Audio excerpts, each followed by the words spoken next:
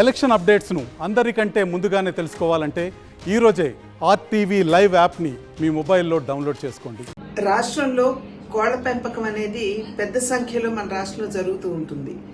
2019వ సంవత్సరానికి ముందు కోళ్ల పెంపకానికి సంబంధించినటువంటి రైతులు ఎవరైతే ఉన్నారో వారికి ఇంట్రెస్ట్ సబ్సిడీ అనేది అప్పటి ప్రభుత్వం వారికి ఇచ్చినటువంటి సౌకర్యం. అయితే 2019 తర్వాత ఎప్పుడైతే ప్రభుత్వం మారిందో 2019 నుండి 24 వరకు కూడా ఏదైతే వారికి సబ్సిడీ వస్తూ ఉండేదో దాన్ని ఎత్తివేయడం జరిగింది. అది మాత్రమే కాకుండా ఇవాళ మనకి రాష్ట్రంలో ఈ గుడ్లకి సంబంధించినటువంటి ట్రేలు ఏవైతే ఉంటాయో వాటి తయారీ మన రాష్ట్రంలోనే ఉండేది. మన రాష్ట్రం మరియు తెలంగాణలో ఉండేది. కానీ ఈ మధ్య కాలంలో ఐటీసీ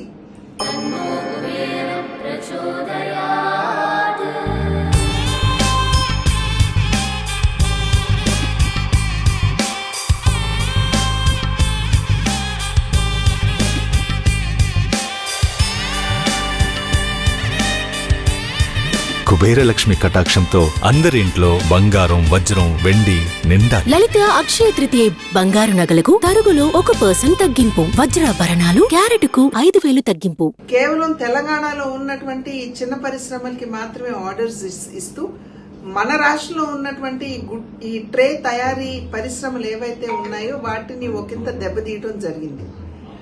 ఎవరూ కూడా ఈ విషయాల్ని, ఈ సమస్యల్ని పట్టించుకునేటువంటి నాదుడు లేరు. ఎవరినైతే ప్రజాప్రతినిధులుగా ఇక్కడ 2019లో ఎన్నుకున్నారో ప్రజలు, వారికి సరిగ్గా అండదండలు ఇవ్వకుండా ఈ సమస్యల పరిష్కారానికి వారు ఎటు కూడా అడుగులు వేయనటువంటి నేపథ్యం.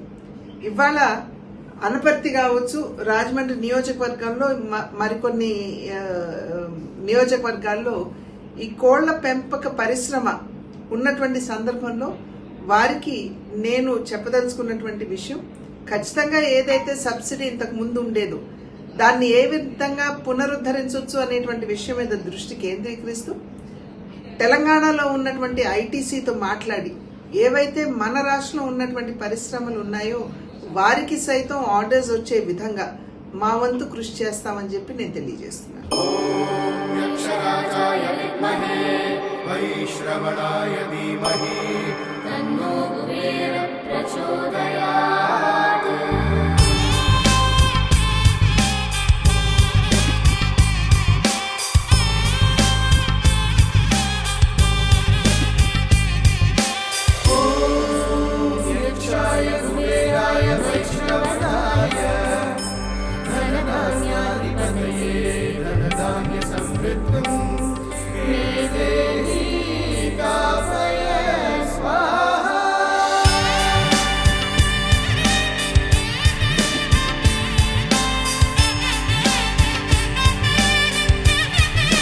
కుబేరలక్ష్మి కటాక్షంతో అందరి ఇంట్లో బంగారం, వజ్రం, వెండి నిండాలి. లలిత అక్షయ తృతీయ బంగారు నగలకు తరుగులో 1% తగ్గింపు, వజ్రాభరణాలు క్యారెట్కు 5,000 తగ్గింపు.